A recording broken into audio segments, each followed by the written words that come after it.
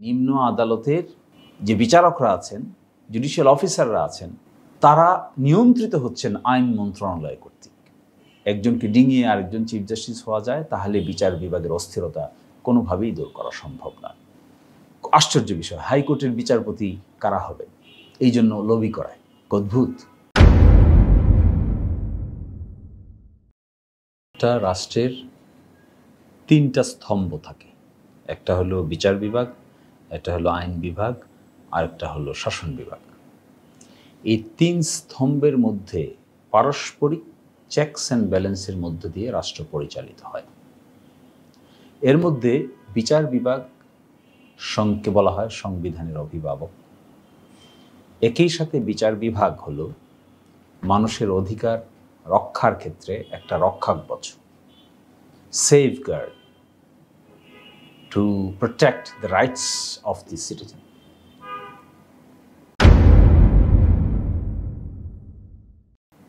এই বিচার বিভাগ কেমন হওয়া চাই? এই বিচার বিভাগ কেমন স্বাধীনতা চাই? কেমন হলে পরে নাগরিকের এই অধিকার সংরক্ষণ করতে পারে? এই নিয়ে আমাদের দেশে বিদেশে, ইউরোপে, আমেরিকায়, এশিয়ায় সকল জায়গায় কিছু থিওরি বিল্ড আপ হয়েছে। How to ensure that independence of the judiciary. তো আমাদের দেশে এই জুডিশিয়ারিটা দুভাগে ভাগ, একটা হলো উচ্চ আদালত আর একটা নিম্ন আদালত। উচ্চ আদালতের আবার দুটো বিভাগ আছে, একটি হাইকোর্ট বিভাগ আর একটি আপিল বিভাগ। 250-টিরও বেশি ডিজাইন অপশন নিয়ে ওয়ালটন স্মার্ট ফ্রিজ, বোঝে আপনার প্রয়োজন। আর নিম্ন আদালতে দুই ধরনের কোর্ট আছে, একটি হলো সেশনস কোর্ট আর একটি ম্যাজিস্ট্রেট কোর্ট। তো এই যখন ইন্ডিপেন্ডেন্সের কথা আসে, তখন মূলত নিম্ন আদালতের ইন্ডিপেন্ডেন্স নিয়েই প্রশ্ন আসে। আমাদের যে সংবিধান, এখন যে সংবিধান আছে, এটা 1972 সালের যে সংবিধান ছিল, এখানে 116 নম্বর অনুচ্ছেদে বলা ছিল যে নিম্ন আদালতের এই বিচারকদের কর্মস্থল নির্ধারণ, পদোন্নতি, ছুটি মঞ্জুরি সহ শৃঙ্খলা বিধান সব কিছুই সুপ্রিম কোর্টের উপর ন্যস্ত থাকবে। কিন্তু চতুর্থ সংশোধনীর মাধ্যমে, যে সংশোধনীর মাধ্যমে বাকশাল প্রতিষ্ঠা হয়েছিল, সেই সংশোধনীর মাধ্যমে এই দায়িত্বটা ন্যস্ত হয়ে যায় তৎকালীন রাষ্ট্রপতির উপরে। এবং তৎপরবর্তী সামরিক শাসন আমলে এবং বর্তমানে এসে পঞ্চদশ সংশোধনীর মাধ্যমে এই দায়িত্ব রাষ্ট্রপতির উপরেই ন্যস্ত থাকছে। সাথে বলা হয়েছে in consultation with the supreme court. তা করতে গিয়ে আমরা কি দেখছি? তা করতে গিয়ে আমরা দেখছি যে নিম্ন আদালতের যে বিচারকরা আছেন, জুডিশিয়াল অফিসাররা আছেন, তারা নিয়ন্ত্রিত হচ্ছেন আইন মন্ত্রণালয় কর্তৃক। কারণ ডিসিপ্লিনারি রুলসে বলা আছে যে নিম্ন আদালতেই ডিসিপ্লিনের ক্ষেত্রে অন্যান্য বিষয়টা উপযুক্ত কর্তৃপক্ষ হবে আইন মন্ত্রণালয়। তাহলে উপযুক্ত কর্তৃপক্ষ তাদের নিয়ন্ত্রণ করে, তাদের বদলি নিয়ন্ত্রণ করে, ইনিশিয়েট করে, তাদের শৃঙ্খলাবিধি ইনিশিয়েট করে, তাদের পদোন্নতি ইনিশিয়েট করে, তাদের ছুটিছাটা ইনিশিয়েট করে। ফলে তারা দায়বদ্ধ থেকে যাচ্ছে আইন মন্ত্রণালয়ের কাছে। এই বিচারকরাই, নিম্ন আদালতের এই বিচারকরাই আমরা দেখেছি তারা ইলেকশনের আগে বিশেষ কোর্ট বসিয়ে মানুষকে সাজা দেয়। কাকে জামিন দিবে, কাকে জামিন দিবে না, এটা আইন মন্ত্রণালয় কর্তৃক ডিকটেট করা হয়। কোন মামলা কোথায় যাবে এবং কোন মামলার গতি প্রকৃতি কী হবে, তাও আইন মন্ত্রণালয় থেকে ক্ষেত্রমতো নির্দেশনা দেওয়া হয়। কে বান্দরবনে যাবে, কে সুন্দরবনে যাবে, প্রসিডিংস হবে, কার প্লেসমেন্ট হবে বান্দরবনে, কার প্লেসমেন্ট হবে রাঙামাটিতে, খাগড়াছড়িতে কিংবা পঞ্চগড়ে, এটিও আইন মন্ত্রণালয় নির্ধারণ করে। ফলে আমাদের নিম্ন আদালতের জুডিশিয়াল অফিসাররা স্বাধীনভাবে কাজ করতে পারে না। তাদের মাথায় ভয় থাকে। তারা আইন জানে, তারা বিশ্ববিদ্যালয় থেকে অত্যন্ত ভালোভাবে লেখাপড়া করে বিচারক হয়েছে। বিজেএসের মাধ্যমে, বাংলাদেশ জুডিশিয়াল সার্ভিস কমিশনের মতো একটা ইন্ডিপেন্ডেন্ট ট্রান্সপারেন্ট প্রসেসের মধ্য দিয়ে তারা বিচারক হয়। কিন্তু সেই বিচারটা তারা করতে পারে না, কারণ আইন মন্ত্রণালয়ের হাতে নাটাই থাকে, তাদেরকে নিয়ন্ত্রণ করে। তারা ইন্ডিপেন্ডেন্টলি আইন অ্যাপ্লাই করতে পারে না। দায়রা আদালতেও কঠিন হয়ে যায় রাজনৈতিক মামলার ক্ষেত্রে, বিশেষ মামলার ক্ষেত্রে, ম্যাজিস্ট্রেট আদালতেও কঠিন হয়ে যায়। আমরা বলছি এই ইন্ডিপেন্ডেন্সটা নিশ্চিত করার জন্য সুপ্রিম কোর্টের উপর যে ন্যস্ত ছিল তাদের সব কিছু, এটা সুপ্রিম কোর্টের কাছে আনতে হবে, মহামান্য রাষ্ট্রপতির কাছে নয়। এবং আইন মন্ত্রণালয়ের হাতে কোনো নাটাই থাকা যাবে না, তাদেরকে কমপ্লিট সেপারেশন দিতে হবে। এই কমপ্লিট সেপারেশন দেওয়ার জন্য একটি আলাদা বিচার বিভাগীয় মন্ত্রণালয় প্রতিষ্ঠা করতে হবে, সচিবালয় প্রতিষ্ঠা করতে হবে। সেই সচিবালয় হবে প্রধান বিচারপতির অধীন, সুপ্রিম কোর্টের অধীন, সরকারের অধীন নয়, আইন মন্ত্রণালয়ের অধীন নয়। এটি যতক্ষণ পর্যন্ত করা না যাবে ততক্ষণ পর্যন্ত বিচারকদের মধ্যে যে অস্থিরতা, এই অস্থিরতার কারণে ন্যায় বিচার নিশ্চিত করা কঠিন হবে, ভবিষ্যতে আরও দুরূহ হয়ে দাঁড়াবে। আমরা দেখি আমাদের চিফ জাস্টিস বানানোর ক্ষেত্রে সুপার সেশনের এক ডিঙানো, কে কাকে ডিঙিয়ে চিফ জাস্টিস করা হচ্ছে, এ কালচার শুরু হয়ে গেছে। তো এটা যেহেতু শুরু হয়ে যায়, যিনি প্রধান বিচারপতি হতে চান তিনি আগে থেকেই সরকারের সঙ্গে ভালো সম্পর্ক মেনটেন করতে চান। কারণ অ্যাপয়েন্টমেন্ট দিবে কে? অ্যাপয়েন্টমেন্ট দিবেন হলো মহামান্য রাষ্ট্রপতি। মহামান্য রাষ্ট্রপতিকে তিনি এক পলিটিক্যাল পার্টির আস্থাভাজন লোক। এই আস্থার মধ্যে প্রাইম মিনিস্টার ইনভলভ হয়ে যান। ফলে এই যে সুপারসিড করে চিফ জাস্টিস বানানো, বিশেষ বিশেষ ক্ষেত্র ছাড়া কেউ যদি ফিজিক্যালি ইনক্যাপেবল হন, কেউ যদি ইন্টেলেকচুয়ালি ইনক্যাপেবল হন, এটি ভিন্ন কথা। কিন্তু নর্মালি রাজনৈতিক কর্মকাণ্ড বিবেচনা করে, ব্যাকগ্রাউন্ড বিবেচনা করে, চিন্তা চেতনা বিবেচনা করে যদি এখানে সুপারসেশনের কালচার থাকে, এইভাবে একজনকে ডিঙিয়ে আরেকজন চিফ জাস্টিস হওয়া যায়, তাহলে বিচার বিভাগের অস্থিরতা কোনোভাবেই দূর করা সম্ভব না। তার সঙ্গে আরেকটি ইম্পর্টেন্ট কথা, মাননীয় প্রধান বিচারপতির ক্ষমতার কিছু আরবিট্রারিনেস আছে।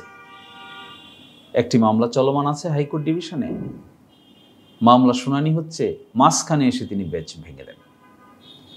তাতে কি হয়? তাতে হাইকোর্ট বিভাগের বিচারকরা অস্থিরতায় বোধ করেন। আমাদের দেশে কিন্তু হাইকোর্ট বলতে কিছু নাই, আমাদের দেশে সুপ্রিম কোর্ট বলতে কিছু নাই। আমাদের দেশের হলো হাইকোর্ট বিভাগ আর আপিল বিভাগ, দুটো মিলে সুপ্রিম কোর্ট, মূলত সুপ্রিম কোর্ট। এখানে কেউ কারো সাবঅর্ডিনেট নয়, এখানে কেউ কারো অধীনস্থ নয়, এখানে পুরোটাই হলো কো ইকুয়াল। এই যে আপিল হয়, এই যে একের সাথে অন্যের সম্পর্ক, এই মর্মে ইন্ডিয়ান সুপ্রিম কোর্টের অনেক জাজমেন্ট আছে। তারা মূলত কলিগ টাইপের, একজন আরেকজনের প্রতি রেসপেক্টফুল হবেন, কেউ কারো সাবঅর্ডিনেট না। এরকম ব্যবহার করা যাবে না। বিচার অত্যন্ত সেন্সিটিভ বিষয়, এটি একটা কনসেপ্টের নাম, কোনো ব্যক্তির নাম না। বিচারক যেই হন না কেন, তিনি যদি সঠিক বিচার করেন তিনি সম্মানিত হবেন। বিচারক যেই হন না কেন, তিনি যদি ব্যাঠিক বিচার করেন তিনি অসম্মানিত হবেন। এটি একটা কনসেপ্ট। ন্যায় বিচার একটা কনসেপ্টের নাম, ন্যায় বিচার কোনো ব্যক্তির নাম না, কোনো চেয়ারের নাম না। এই বিচারটা যদি সঠিকভাবে করা না যায় তাহলে অবশ্যই মানুষ বঞ্চিত হবে। এই জন্য প্রধান বিচারপতির ক্ষমতায় ভারসাম্য আনা প্রয়োজন, স্পষ্ট করে দেওয়া প্রয়োজন। তিনি কোনটা করবেন, কিভাবে করবেন। আমাদের যে হাইকোর্ট রুলস, সুপ্রিম কোর্ট রুলসে আছে, এটি ব্ল্যাঙ্কেটলি বলা আছে, অনেক ওয়াইড পাওয়ার দেওয়া আছে। তিনি বেঞ্চ গঠন করবেন, সেটির মধ্যে ডিটেইল কর্মকাণ্ড বিশ্লেষণ করে অন্তর্ভুক্ত করা প্রয়োজন। আশ্চর্য বিষয়, হাইকোর্টের বিচারপতি কারা হবে? এই জন্য লবি করায়, একজন আরেকজনের সাথে যোগাযোগ করে, যিনি বিচারক হবেন তিনিই লবি করেন, তিনিকে কমিউনিকেট করেন। আমি এটাও শুনেছি সালাম করেন। এক অদ্ভুত। বিচারক হওয়ার পরে আমাদের দেশের হাইকোর্টের বিচারকদের ফাইন্যান্সিয়াল তেমন কোনো রিওয়ার্ড নাই, এমন কোনো ফাইন্যান্সিয়াল ব্যবস্থাপনা এখানে নাই যেখানে লোভনীয় কোনো পদ আছে। এবং যে কষ্ট পরিশ্রম করতে হয় ট্রু সেন্সে বিচার করতে গেলে, সত্যিকার অর্থেই জীবন আর জীবন থাকার কথা নয়। কিন্তু তারপরেও এটি হওয়ার জন্য এত লবি কেন? বিচারক কি কেউ হতে চায়? মানুষ কি বলে? এটা তো আত্মসম্মানের ব্যাপার। মানুষ কি বলে আমাকে বিচারক বানাও, আমাকে বিচারক বানাও, আমাকে বিচারক বানাও? হওয়া তার কথা উল্টা, যে আমাকে বিচারক বানানোর জন্য একজন চেষ্টা করবে, আমি যেতে চাইব না, কারণ আমার আইন পেশা আছে, আমার ইন্ডিপেন্ডেন্ট সত্তা আছে, সেখানেই তো আমি ফাইন্যান্সিয়ালি রিওয়ার্ডিং, আমি সোশ্যালি আমার স্ট্যাটাস তো কম নয়। এটা হওয়া উচিত আন্ডারস্ট্যান্ডিং। কিন্তু তা না হয়ে বিচারক বানানোর যে নিজেকে হওয়ার যে প্রতিযোগিতা আমি দেখতে পাই, আমি মনে করি সুস্পষ্ট নীতিমালা ছাড়া বিচারক হওয়ার ক্ষেত্রে সুস্পষ্ট নীতিমালা যদি করা না হয়, লিখিত নীতিমালা যদি করা না হয়, আইন যদি করা না হয়, তাহলে বিচারক বানানোর এই অ্যানোমেলি কোনো দিনই দূর হবে না। এবং এটি এককভাবে সরকারের উপর ন্যস্ত করার কোনো অর্থ হয় না। প্রাইম মিনিস্টার বিচারক কী হবে এটা নির্ধারণ করছে। তো প্রাইম মিনিস্টার তো এক্সিকিউটিভের লোক, তিনি রাষ্ট্রপতি নিয়োগ দিবেন তাদেরকেই, যিনি প্রাইম মিনিস্টার রিকমেন্ড করবেন। প্রাইম মিনিস্টার পর্যন্ত যাবেন কি করে? আইন মন্ত্রণালয় হয়ে যায়, এসবই তো এক্সিকিউটিভ। তাহলে বিচারকদেরকে হাতের কিরণ করার এই যে পদ্ধতি চালু রয়েছে, যেখানে আইন নাই, যেখানে সুনির্দিষ্ট নীতিমালা নাই, শুধুমাত্র যোগাযোগ, পলিটিক্যাল বিলিফ, ব্যক্তিগত সম্পর্ক, এগুলোর ভিত্তিতে তো বিচারক করা উচিত নয়। বিচারক করতে হবে ইউনিভার্সাল কনসিডারেশন, কোয়ালিফিকেশন এবং ব্যক্তিত্ব দেখে। যিনি পারবেন সত্যের পক্ষ অবলম্বন করতে গিয়ে সরকারের বিরুদ্ধে দাঁড়াতে তিনি দ্বিধাবোধ করবেন না। আবার সত্য কথা, সত্য, ন্যায়, জাস্টিসের পক্ষে অবলম্বন করতে গিয়ে তিনি ধনী দরিদ্রের বিবেচনা করবেন না। নিজের বিপক্ষে গেলেও তিনি সত্য কথা বলে দেবেন। এই ধরনের লোক, পার্সোনালিটি, স্ট্রেচারের লোক খুঁজে বের করতে হবে। সুপ্রিম কোর্টে সিনিয়র আইনজীবী খুবই গুরুত্বপূর্ণ রোল প্লে করে থাকে। সুপ্রিম কোর্টের রুলস অনুযায়ী সিনিয়র অ্যাডভোকেট বানানো হয়, চিফ জাস্টিস সহ অন্যান্য জাজেসরা এই খেতাব দিয়ে থাকেন। এই খেতাব কাকে দিবেন? এই খেতাব দিবেন তাদেরকে যারা সিগনিফিক্যান্ট কন্ট্রিবিউশন করেছেন, গুরুত্বপূর্ণ বিষয় আইনের ক্ষেত্রে সহযোগিতা করেছেন, যারা আর্টিকেল লিখেছেন, যারা জাজমেন্ট, বড় বড় জাজমেন্টের মামলা করেছেন, যারা বিখ্যাত মামলা করে জুরিসপ্রুডেন্স চেঞ্জ করে দিয়েছেন, নতুন করে নতুন আইনের ব্যাখ্যা দিয়েছেন, বিশ্লেষণ করেছেন, তাদের বিশ্লেষণ অ্যাকসেপ্টেড হয়েছে, এইরকম লোকদেরকে সিনিয়র আইনজীবী বানানো উচিত। সিনিয়র আইনজীবী করার ক্ষেত্রে কোনো গাইডলাইন নেই এখন। এটা আর একটা আরবিট্রারি প্রসেস। কার সাথে কার যোগাযোগ, কার সাথে কার লবিং বেশি, কে কার সাথে একসাথে ছিল, কবে কোন চেম্বারে, একই চেম্বারে ছিল, কোন দল করে কোন দল করে না, এগুলো হয়ে গেছে সিনিয়র আইনজীবী বানানোর একটা তরিকা। এটা যদি সিনিয়র আইনজীবী বানানোর তরিকা হয়, তাহলে সিনিয়র আইনজীবীর যে মর্যাদা, যে স্ট্যাটাস, যে গুরুত্ব, যে সিগনিফিকেন্স, এগুলো কিছুই থাকবে না। আমরা দেখেছি আমাদের সুপ্রিম কোর্টের বারান্দায় সিনিয়র অ্যাডভোকেট বললে আমাদের গা শিহরিয়ে উঠত, কিন্তু এখন সিনিয়র অ্যাডভোকেট বললে আমাদের গা শিহরিয়ে ওঠে না। কারণ যাদেরকে সিনিয়র অ্যাডভোকেট করা হয় ব্যক্তিগত এবং রাজনৈতিক কারণে, তাদের অন্য অন্য কোয়ালিফিকেশনগুলো দেখা হয় না। অথচ ভারতীয় সুপ্রিম কোর্টে তারা নিয়ম করে ফেলেছে কাদেরকে সিনিয়র অ্যাডভোকেট করা হবে, কারা দরখাস্ত করতে পারবে, কারা এটার জন্য উপযুক্ত ব্যক্তি হবেন, সেই নিয়ম করেছে, আলাদা সেক্রেটারিয়েট করেছে। তারা বলেছেন যে এখানে কে কতগুলো পাবলিক জনস্বার্থে মামলা করেছেন এগুলো দেখা হবে, এখানে কে কতগুলো আর্টিকেল লিখেছেন দেখা হবে, সেমিনার সিম্পোজিয়াম বক্তব্য দিয়েছেন দেখা হবে, কতগুলো রায় তিনি তার করা কতগুলো মামলার রায় রিপোর্টেড হয়েছে তা দেখা হবে, তারপরেই সিনিয়র অ্যাডভোকেট হতে পারবে। এইভাবে সিনিয়র অ্যাডভোকেট অ্যাপ্লিকেশনই করতে পারবে না।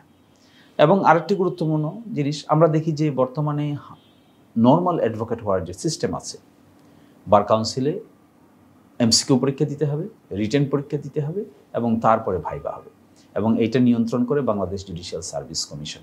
এই জন্য এটা একটা ট্রান্সপারেন্ট প্রসেস, খুবই কঠিন বিষয়। এবং আমরা দেখেছি অভিজ্ঞতার দৃষ্টিকোণ থেকে যে শুধুমাত্র এমসিকিউ পরীক্ষায় ৮০% ছাত্র অকৃতকার্য হয়ে যাচ্ছে, কারণ পরীক্ষার স্ট্যান্ডার্ড খুব হাই। হাইকোর্ট ডিভিশনে যদি অ্যাডভোকেট হতে হয় তাহলে রিটেন পরীক্ষা দিতে হয়।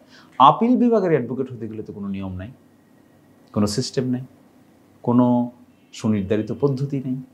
কাকে করা হবে, কার আছে সেই ক্রেডেনশিয়ালস? সেই ক্রেডেনশিয়ালসটা সুস্পষ্টভাবে পদ্ধতি করা উচিত, নীতি বানানো উচিত, সিস্টেম বানিয়ে দেওয়া উচিত, প্রয়োজন হলে ভাইবা পরীক্ষা নেওয়া উচিত, প্রয়োজনে তার কন্ট্রিবিউশন দেখে। অন্যথায় কী হয়, আপিল বিভাগে এনরোলমেন্ট দেওয়া হয় কিন্তু কোর্টে লোক খুঁজে পাওয়া যায় না। এর বড় সংস্কার প্রয়োজন, এখানে নীতিমালা করা প্রয়োজন। আরেকটা গুরুত্বপূর্ণ বিষয়, আপিল বিভাগ থেকে রিটায়ার করা, হাইকোর্ট বিভাগ থেকে রিটায়ার করা, কিংবা প্রধান বিচারপতির পদ থেকে রিটায়ার করা। রিটায়ার করার পরেই কোনো না কোনো একটা জায়গায় তাকে বসিয়ে দেওয়া হয়। কী হিসাবে? অমুকটার চেয়ারম্যান, তমুকটার এই, তমুকটার ওই।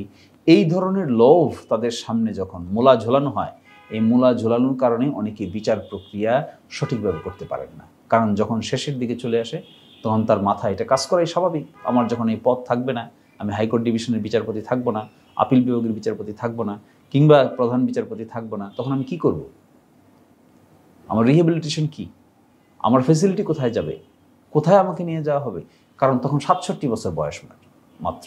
তো ৬৭ বছর বয়সে তো একজন মানুষ অ্যাক্টিভ থাকেন, তিনি ক্যাপেবল থাকেন, ফিজিক্যালি ক্যাপেবল থাকেন, মেন্টালি ক্যাপেবল থাকেন, ইন্টেলেকচুয়ালি ক্যাপেবল থাকেন, কিন্তু তার তো কোনো কাজ থাকে না। এই জিনিসগুলো এই জন্য অ্যাটলিস্ট রিটায়ারমেন্টের 1 বছরের মধ্যে কাউকে কোনো সুনির্দিষ্ট পদে সরকার কর্তৃক পদায়ন করা উচিত না, যেন তার মধ্যে বিচারের ক্ষেত্রে কোনো প্রভাব না ফেলে। আমার বিবেচনায় এই সংস্কারগুলো যদি উচ্চ আদালতে, নিম্ন আদালত কেন্দ্রিক আনা যায়, তাহলে সত্যিকার অর্থে যে মডেল বিচার বিভাগ আমরা চাই সেটা আমরা দেখতে পাবো। কোয়ালিটি দেখতে পাবো, আমরা দেখতে পাবো নিউ ডাইমেনশন, আমরা দেখতে পাবো এখানে ক্রিয়েটিভিটি, আমরা দেখতে পাবো এখানে ন্যায় বিচার এস্টাবলিশ করার প্রতিযোগিতা, আমরা এখানে দেখতে পাবো মানুষের মেরিট কি করে ন্যায় বিচার এস্টাবলিশ করার ক্ষেত্রে দ্রুততম ভূমিকা পালন করতে পারে তার এক্সাম্পল দেখতে পাবো। এটাই হবে সংস্কার, বিচার বিভাগের সংস্কারের ক্ষেত্রে গুরুত্বপূর্ণ পদক্ষেপ। আমি আশা করি এখনকার যে সরকার আছেন এবং যারা আছেন তারা যেহেতু সংস্কার করতে চান, তাদেরকে বিচার বিভাগীয় সংস্কারের ক্ষেত্রেও সূক্ষ্মভাবে মনোযোগী হতে হবে। আর যদি তারা হন, তাহলে এদেশের মানুষ বিচারকদেরকে সম্মানের দৃষ্টিতে দেখবে, শ্রদ্ধার দৃষ্টিতে দেখবে, তুচ্ছ তাচ্ছিল্যের দৃষ্টিতে দেখবে না। এটাই প্রত্যাশা রইল।